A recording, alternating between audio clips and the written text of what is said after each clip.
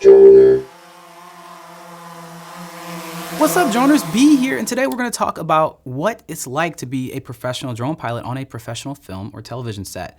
It's a real thing, and some people haven't done it yet and still want to. So I'm going to tell you guys a little bit about what to expect when you show up to set and how to maneuver and get things done. So let's jump into it. This is already assuming that you've already done all the permitting process, which we have videos on. You already got your call sheet, which is telling you when and where to show up. It's very simple and straightforward. And then you are arriving on set. Now, there's a couple different ways that it can work, but I'm gonna give you guys the most typical way that this happens. Normally, the person who hires you is probably gonna be the producer or the director of photography. That's the main person in charge of the cameras. That is probably your main contact. So when you arrive to set, normally you wanna go find that producer and say, hey, I am here. Where can I set up? And they will give you instructions, hopefully, if they have their stuff together, they'll give you instructions of where they want you to go and also a little bit clearer picture of what it is they want you to do. And normally that will lead you directly to talking to the director of photography, if that's not the person you're talking to, the first assistant director or the director, his or herself. And that is really important because they're gonna give you the creative as well as possibly the schedule. Now, let me give you a little bit about the role of each one of those. Now, the director of photography is the person who's in charge of the look of what you're doing. So when it's time to set up your camera and say, how do I get these camera settings right? Which frame rate are we shooting in? What color space? Like, what's the color temperature? All of that kind of stuff, you're gonna be talking to the director of photography. They're gonna be the one that says, set your camera up like this. I don't want you to shoot it in log, or I want you to shoot in log. They're gonna give you all the specifications. Just make sure you watch some of the videos I've done before about what ways you can set up the camera and understand a little bit more about the camera so you can have an informed discussion and sound like you know what you're talking about, because obviously you're there to perform camera work and you're gonna be talking to a camera person. Now, the director, everybody knows what a director is, but on set, you may never have interacted with a director before. Now, director's role is to pretty much make the decisions on set. So the director of photography can say, hey, I want it to be in these settings and this and this and this, and you're gonna make sure that you're getting this. The director's gonna say, but I want it to feel like that. And then that might change the way the DP wants to do it, or I want you to frame this out, or frame this in, or I want you to follow this person, or follow that car. They're gonna be the one that's giving you the creative. And sometimes that's a little tough because they can give you conflicting things and it's really hard. So it's really important that you work on your communication and ask plenty of questions. Plenty of questions. And the producer is a person who puts the whole entire shoot together. So they're the ones who normally hire everybody. They're the ones who are like, oh, where's the bathroom? Where's the water? All those kind of things. The producer is normally the glue of production. They normally know who you need to talk to whenever you need something. And the last person was the first assistant director. And the first assistant director sounds like the person that's gonna follow around the director and just assist them. But in reality, the first AD is the person that's actually like the king of the set. They're the one that's actually running everything. They're keeping the schedule. They're the one telling the lights when they need to move. They're the ones that are gonna yell at you and tell you it's time for you to fly. They're the one that's in charge of safety on set, and they are probably my favorite person to talk to is the AD, because they're normally the most realistic person on set of what the expectations can be for what you are going to do. Because the director might say, okay, I want you to fly down through that the field of daffodils, and I want you to spin around and do all this kind of stuff, but we're gonna get that after you do all these other kind of things. And then the AD might walk over and say, okay, so that drone shot's not gonna happen. Let the director think it, but what's really gonna happen is we're gonna have about 5 minutes. What do you think we can do? And you're like, oh, well, I think we could, and then you tell them, like, I think we could do this and this. All right, cool, I'm gonna talk to the director about it, and then we'll probably find somewhere in the middle. Just be ready in about 10 minutes to go. And so just do whatever the AD tells you to do, and you'll be solid. One thing you have to realize is that you are your own department on set. And no, you shouldn't have an ego about this at all.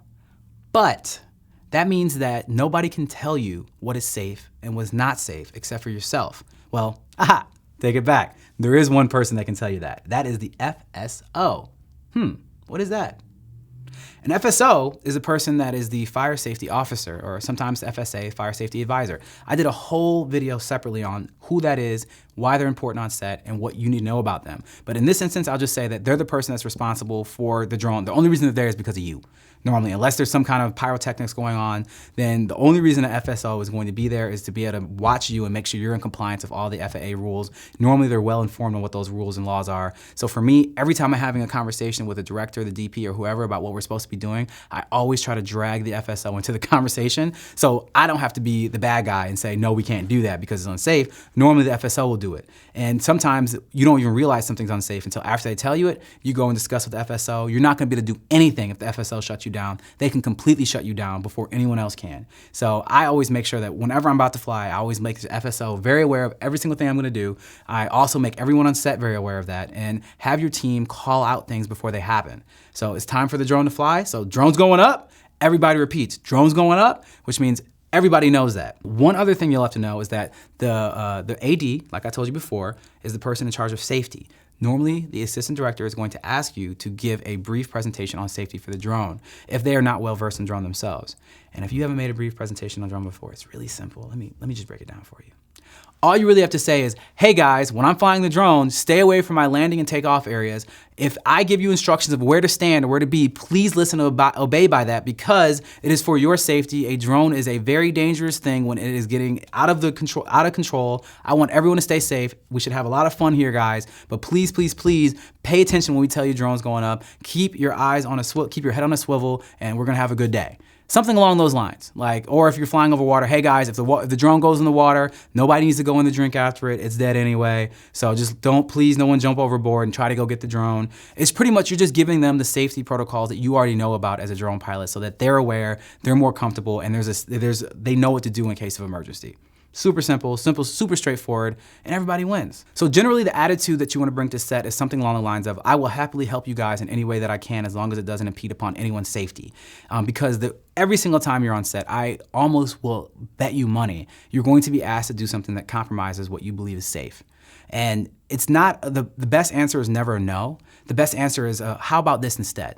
You know, is you want to be able to offer the director, normally the person asking for you to do those ridiculous things that you shouldn't be doing in the first place. You want to, instead of saying, no, I can't do that, you want to offer them alternatives, because you want to be the person that makes things happen for them. Because you want to come back and work with them again, because this is a job, and you are now a freelancer or working on a TV show for a long period of time. So it's really important that you do that, you offer explanations, you offer reasons for why you're saying no or why we should change stuff, and just be a good team player, and everything should go fine.